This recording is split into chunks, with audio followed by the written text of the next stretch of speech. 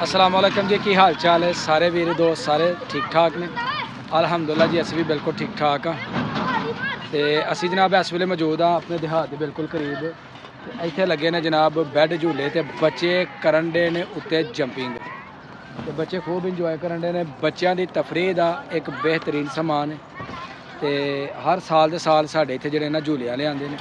तो गर्मी की सूरत हाल है वे कि गर्मी इस वेले जी है वो जनाब बड़ी पैन डई है।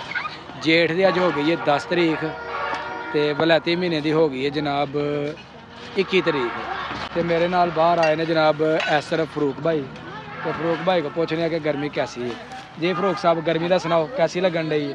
अस्सलाम वालेकुम जी। वालेकुम सलाम। क्या हाल चाल है, ठीक हो जी? अल्लाह दा करम।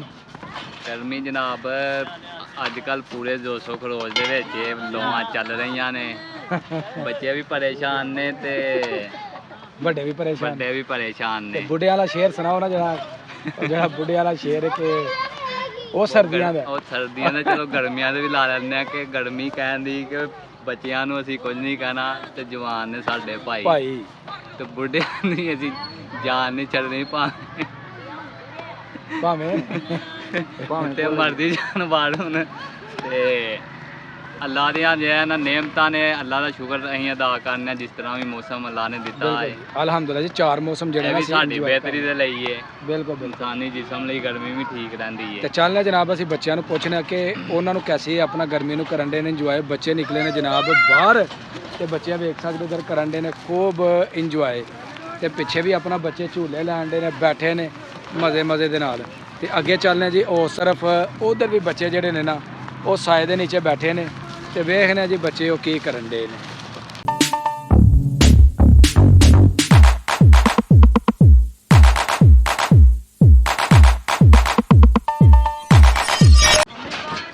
वाह जी वाह, क्या बात है जी। बच्चे जनाब जड़े ने लैन डे ने झूले, ते करन डे ने जंपिंग। वाह लो जी, इस तरफ बैठे ने बच्चे, ते बच्चे बैठे ने दरखत के साए के नीचे। तो पुछने जी बच्चों कि तुम गर्मी नूं इंजॉय करन डे हो कि गर्मी को सताए हुए हो? तो चलने जी इन्हां बच्चों की तरफ। सलाम अलैकुम भी सारे बच्चों नूं। की हाल है, ठीक हो सारे ही? तो की गल इत्थे क्यों बैठे हो? दिल करन डया सी? अच्छा, गर्मी जिहड़ी है मौसम ठीक है कि या अपना साढ़े वास्ते नुकसानदेह? केड़ी वजह तो नुकसानदेह? गर्मी लगदी।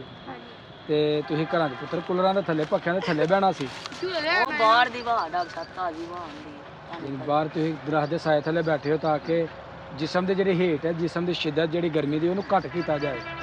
उंज मौसम चंगा नहीं है, मौसम यार ठीक है क्योंकि सारे मौसम जिहड़े ना अल्लाह दे बनाए हुए ने। की ख्याल है? ते हुण की खेलन खुलन आए हो या वैसे ही बाहर?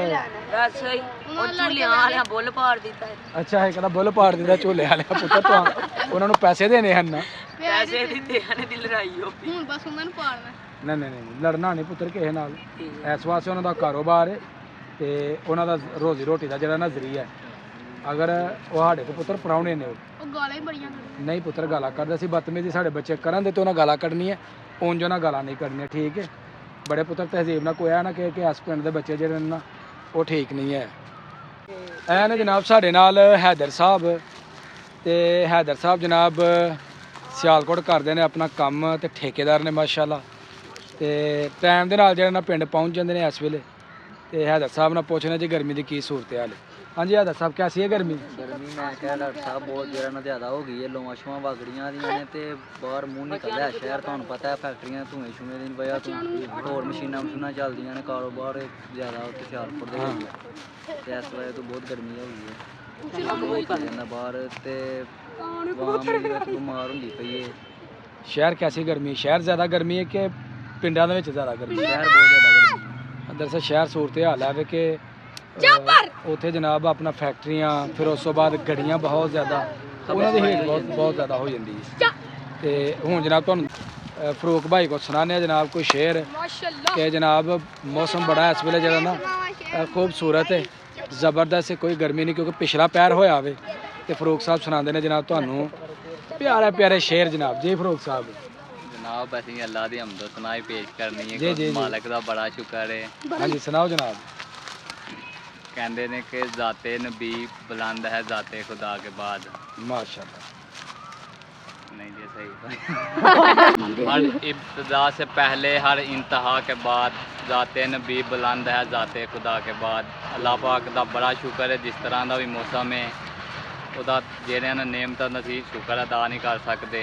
ਅਸੀਂ ਜਨਾਬ ਮੁਤਮਿਨ ਹਾਂ ਅੱਲਾ ਦੀ ਰਜ਼ਾ ਦੇ ਉੱਤੇ ਦੁਆ ਕਰਨਾ ਕਿ ਅੱਲਾ ਪਾਕ ਹੁਣ ਆਪਣੀ ਰਹਿਮਤ ਦੀ ਬਾਰਿਸ਼ ਵੀ ਬਰਸਾਏ ਬੇਸ਼ੱਕ ਤਾਂ ਕਿ ਜਾਨਵਰ ਔਰ तमाम ਮਾਮਲਾ ਤੋਂ ਵੀ ਠੀਕ ਹੋਣ। ਜ਼ਾਹਿਰ ਜੀ ਹੁਣ ਅੱਗੋਂ ਅਸਾਂ ਨਵੀਂ ਫਸਲ ਲਾਣੀ ਉਹਦੇ ਵਾਸਤੇ ਜ਼ਮੀਨ ਦਾ ਬੱਤਰ ਹੋਣਾ ਵੀ ਜਿਹੜਾ ਹੈ ਨਾ ਹਾਂਜੀ ਇਹ ਵੀ ਬੜਾ ਜ਼ਰੂਰੀ ਹੈ ਤਾਂ ਕਿ ਕਿਸਾਨਾਂ ਨੂੰ ਵੀ ਸਹੂਲਤ ਮਿਲੇ ਜੀ ਜੀ ਜੀ। ਤੇ ਬਚਤ ਹੋਏ ਉਹਨਾਂ ਦੀ ਵੀ ਪਾਣੀ ਵੀ ਲੱਗ ਜੇ ਅੱਲਾ ਦੀ ਤਰਫੋਂ ਹੀ। ਸੋ ਹੋਰ ਵੀ ਅੱਲਾ ਦੀ ਜਿਹੜਾ ਨਾ ਬੇਸ਼ੁਮਾਰ ਨੇਮਤਾਂ ਨੇ ਬਾਰਿਸ਼ ਦੇ ਵਿੱਚ ਵੀ। ਸਹੀ ਬਾਤ ਹੈ ਤੇ ਅੱਲਾ ਪਾਕ ਸਭ ਤੇ ਆਪਣਾ ਰਹਿਮ ਕਰਮ ਫਰਮਾਏ ਜੀ। ਜੀ ਆਮੀਨ ਜੀ। ਤੇ ਇਹ ਮਾਸ਼ਾਅੱਲਾ ਜੀ ਸਾਡੇ ਪਿੰਡ ਦੇ ਨਾਲ ਸਰਸਬਜ਼ ਜਿਹੜੇ ਨੇ ਨਾ ਇਹ ਪਿੱਛੇ ਖੇਤ ਵੇਖਣ ਦੇ ਤੇ ਗੰਦਮ ਦੀ ਜਿਹੜੀ ਫਸਲ ਹੈ ਉਹ ਬਿਲਕੁਲ ਕੱਟ-ਕੁੱਟ ਦਿੱਤੀ ਗਈ ਹੈ ਔਰ ਇਸ ਵੇਲੇ ਪੈਲੀਆਂ ਬਿਲਕੁਲ ਸੁਨਸਾਨ ਪਈਆਂ ਨੇ ਤੇ ਚੰਦ ਦਿਨਾਂ ਤੱਕ ਜਿਹੜਾ ਹੈ ਨਾ ਅੱਗੋਂ ਪਨੀਰੀ ਲਾਈ ਜਾਏਗੀ ਜੀ। ਵਾਲੇਕੁਮ ਸਲਾਮ। ਚੰਦ ਦਿਨਾਂ ਤੱਕ ਜੀ ਪਨੀਰੀ ਜਿਹੜੀ ਹੈ ਉਹ ਲਾਈ ਜਾਏਗੀ ਝੋਨੇ ਦੀ ਤੇ ਫਿਰ ਅੱਗੋਂ ਝੋਨਾ ਜਿਹੜਾ ਨਾ ਉਹ ਪੈਲੀਆਂ 'ਚ ਲੱਗ ਜਾਣਾ ਤੇ ਅੱਗੋਂ ਚਾਵਲਾਂ ਦੀ ਫਸਲ ਜਿਹੜੀ ਉਹ ਤਿਆਰ ਹੋ ਜਾਏਗੀ। ਤੇ ਅੱਜ ਦਾ ਵਲੌਗ ਕਰਨੇ ਜੀ ਇੱਥੇ ਹੀ ਖਤਮ। ਉਮੀਦ ਕਰਾਂਗੇ ਕਿ ਤੁਹਾਨੂੰ ਅੱਜ ਦਾ ਵਲੌਗ ਜਿਹੜਾ ਚੰਗਾ ਲੱਗਾ ਹੋਏਗਾ। ਅਗਰ ਵਲੌਗ ਲੱਗੇ ਚੰਗਾ ਤੇ ਜ਼ਿਆਦਾ ਤੋਂ ਜ਼ਿਆਦਾ ਲਾਈਕ ਕਰਨਾ ਔਰ ਕਮੈਂਟ ਕਰਕੇ ਜ਼ਰੂਰ ਦੱਸਣਾ ਕਿ ਤੁਹਾਨੂੰ ਸਾਡੀ ਵੀਡੀਓ ਕੈਸੀ ਲੱਗੀ ਤੇ ਚੈਨਲ ਨੂੰ ਸਬਸਕ੍ਰਾਈਬ ਕਰਨਾ ਨਹੀਂ ਭੁੱਲਣਾ।